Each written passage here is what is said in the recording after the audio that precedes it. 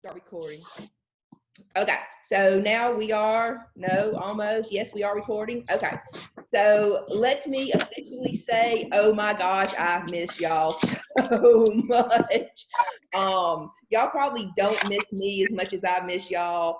I know some of y'all are just sitting at home bored. Some of y'all are probably working extra shifts if you work in businesses that are still crazy, but this is just, I keep telling Porter, I'm like, son, you realize how weird this is, right? Like, this isn't normal.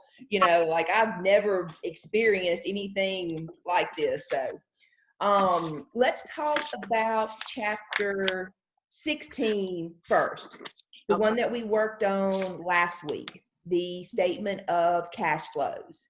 So questions about the statement of cash flows?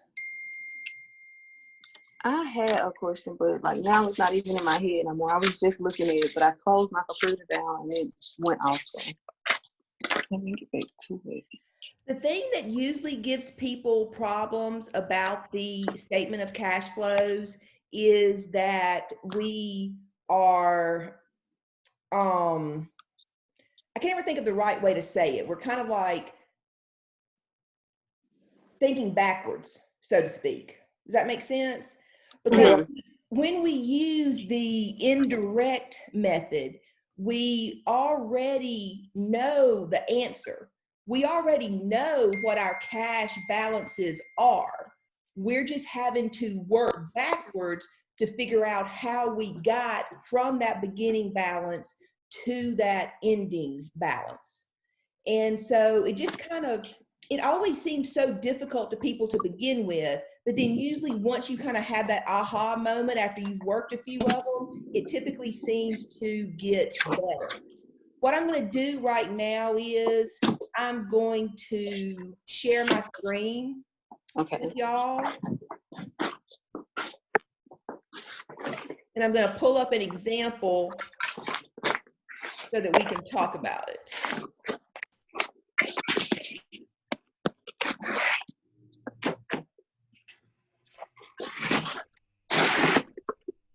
Let's start with this one right here. And let's see.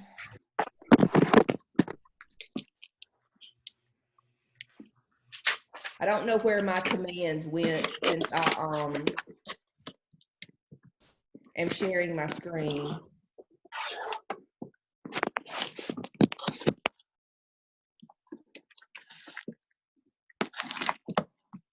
Okay, can y'all see that okay? Yes. Okay, so this is just a little exhibit that explains what goes in what section, okay? And I'm going through here and I'm muting all of y'all so we won't have the background noise in the recording. But if you need to ask me a question, just unmute yourself and ask me, okay? So our first section is always our operating activity section. I'm still seeing the Zoom screen. You're not seeing the PowerPoint? No, it's on zoom.us/post-attendee. That's what I'm seeing. Okay, thank you. Let's stop share and let's try again.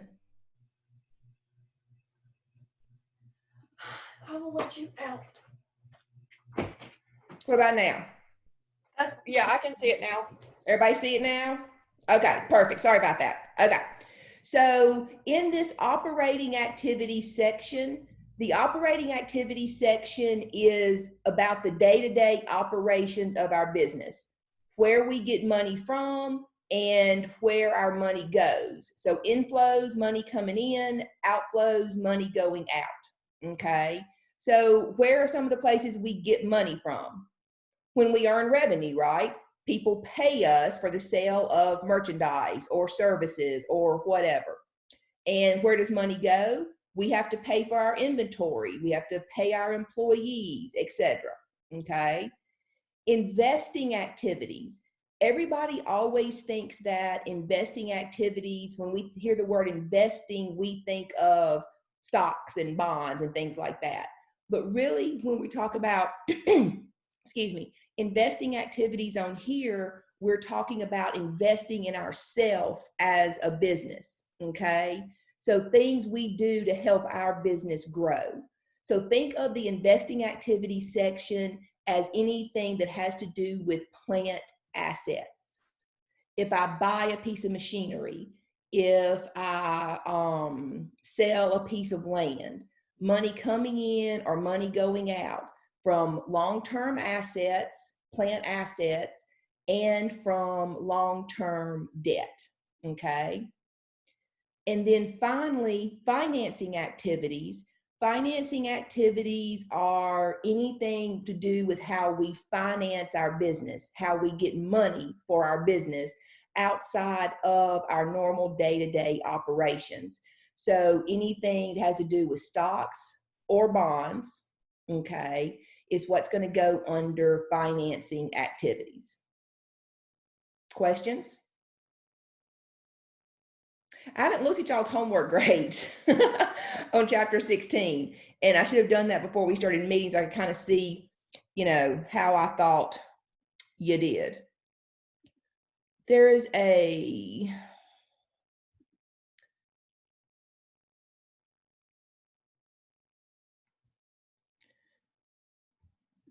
these slides.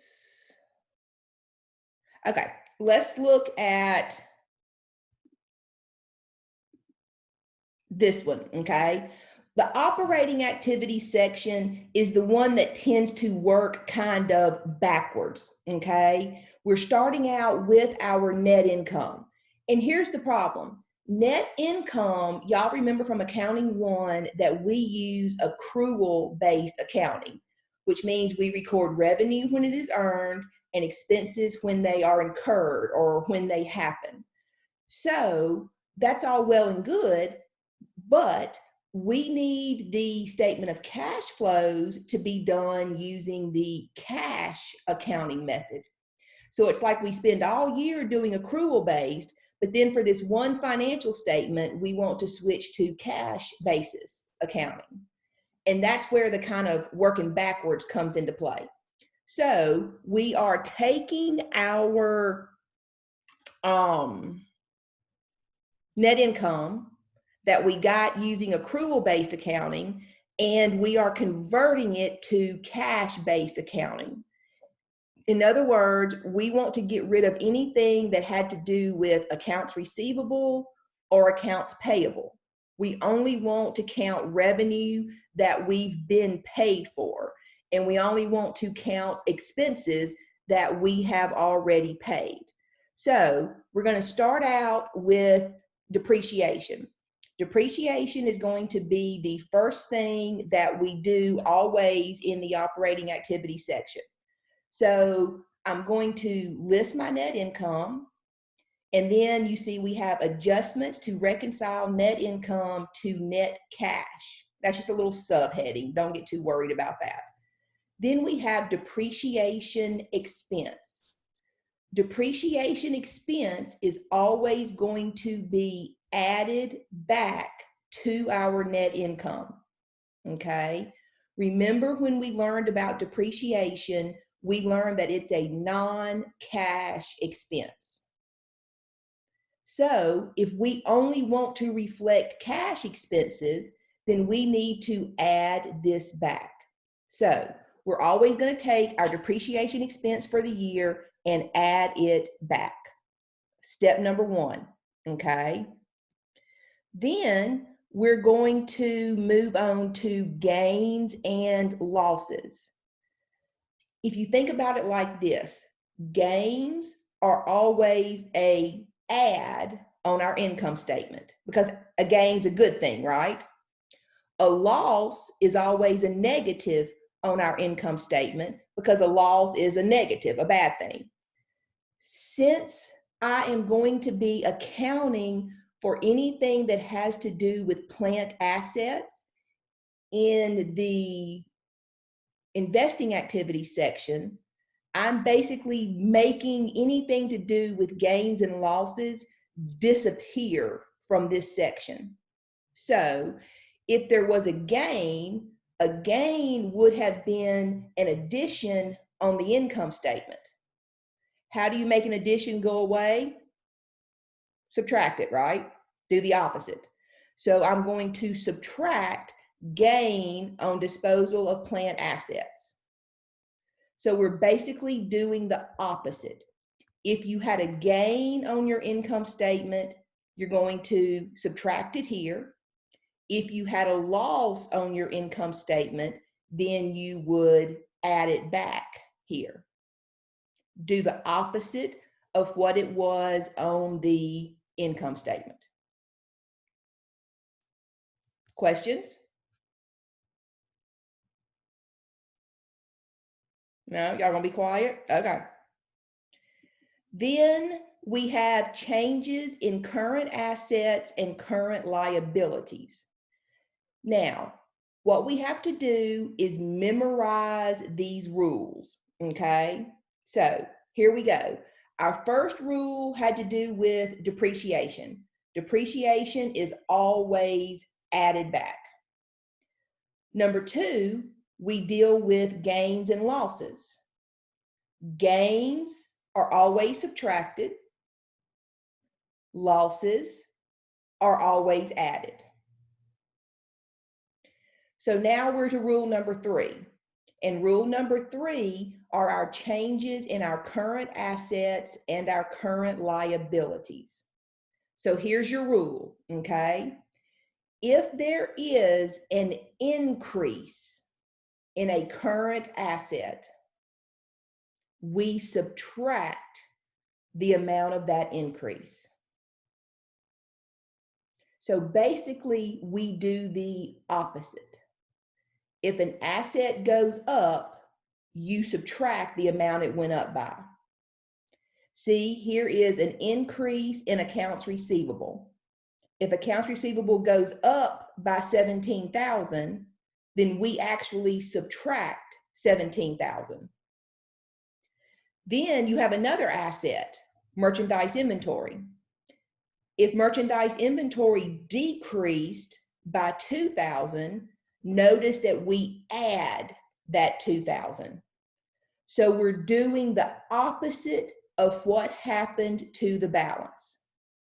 If an asset goes up, we subtract. If an asset goes down, we add. Liabilities, you do whatever happened. So look, accounts payable went up, we added. Accrued liabilities went down, we subtracted. So assets, you do the opposite. Liabilities, you do the same. So if it goes up, you add. If it goes down, you subtract. If you memorize those three rules, that is the operating activity section. Start off with net income, add any depreciation, gains, subtract, losses, add. Any increase in an asset, you subtract. Any decrease in an asset, you add. Do the opposite for your assets. Your liabilities, do whatever happened. So a liability goes up, you add. Liability goes down, you subtract. Questions? Is this supposed to be confusing? It is typically very confusing, yes. Chapter 15 I got, like that was easy. I felt like that was more like accounting 1, but You thought which was? chapter 15. Yes, chapter 15 was much more like accounting 1. But then we got to this and I was like, oh. So is the homework still open? I'm sorry. I know the grade won't change, but is it still open to work through? Remember, my lab will not let me do like those study attempts or whatever. I wish it would. If any of you would, well, here's the first thing I would do. I would go back to the homework, and whatever problems that we worked on homework, I would open up my book and work those on paper. And then you can check it by your homework answers. If you would like some additional problems to work, just shoot me a message.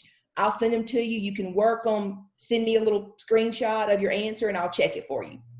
Okay. This truly is one of those things that, y'all, and I'm not gonna lie to y'all, I remember, as long ago as that was, I remember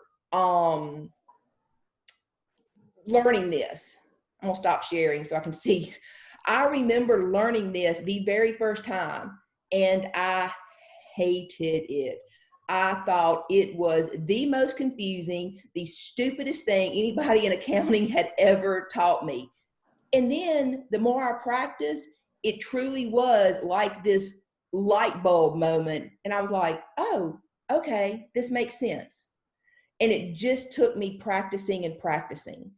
But I will say, and for some of you, and we may need to hold a little Zoom meeting just on this topic for accounting majors, okay? Because here we go.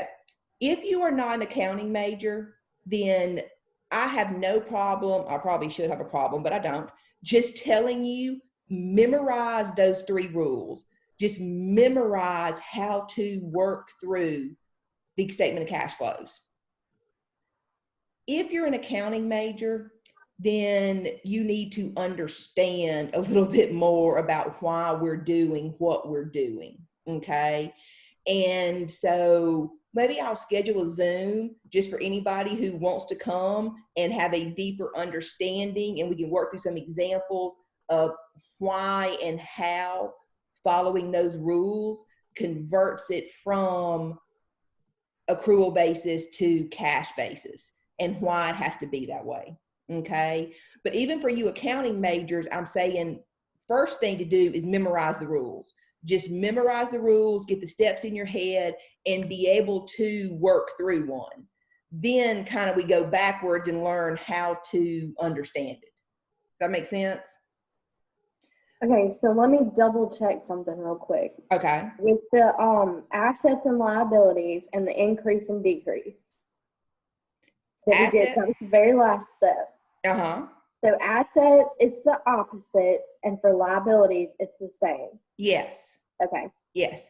And so what I mean by that is when you work your problem, you're going to have like a comparative balance sheet. So it's going to show, say, your accounts receivable balance for 2018 and your accounts receivable balance for 2019. So when we say there was an increase in accounts receivable, we mean from 18 to 19, our balance went up. So 2018, our balance was 100,000. 2019, our balance was 125,000. So it went up by 25,000. So if your balance went up, then we would do what? We would subtract. I can read this. We would subtract 25,000. Okay, so yes, that's want to make sure you knew what I meant by if the balance went up or if the balance went down. So assets, we do the opposite, and liabilities, you do the same. Okay. So if the overall balance in accounts payable went up, then we add. Thank you. You're welcome. Anybody else on the operating activity section? Okay, the other 2 sections are much simpler, okay? The other 2 sections, we are not working backwards. We're working straight forward. So if we received money, then it's an add. If we spent money, an outflow, then it's a subtraction. Okay, so we're not having to learn any rules or think about anything weird. Just if we got money, add it. If we spent money, subtract it. So if I sold a piece of land for $110,000, then I got money, right? So I would have an increase of 110,000. If I bought a piece of equipment for 76,000, if I bought something, I spent money.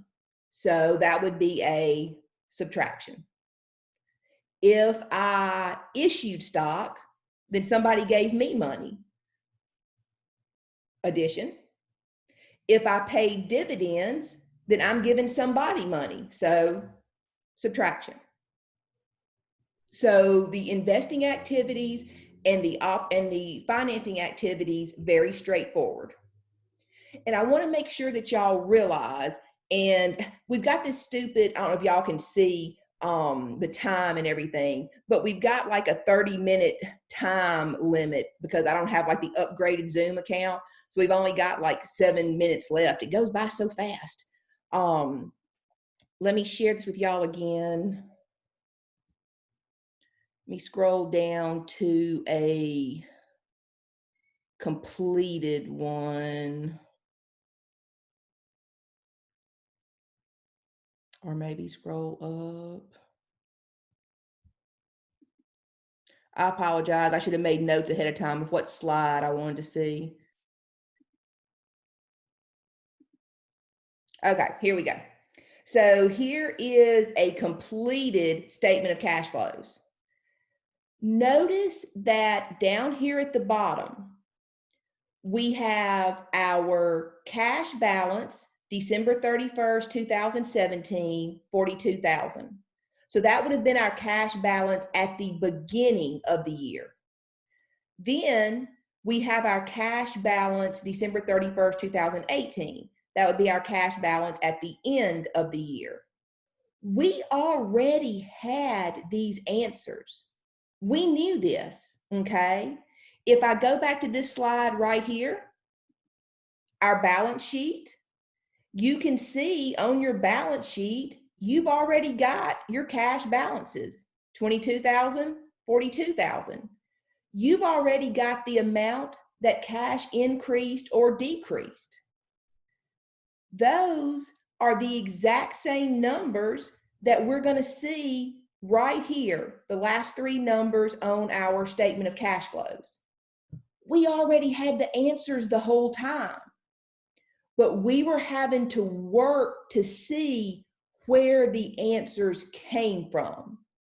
So we already knew that cash had an overall decrease of $20,000, but we didn't know where or why we had that decrease.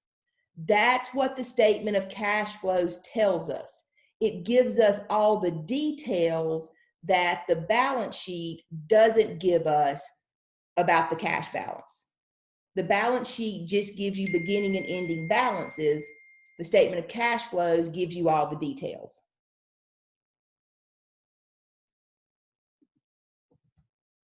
Questions? Oh, Wesley's back. So any questions?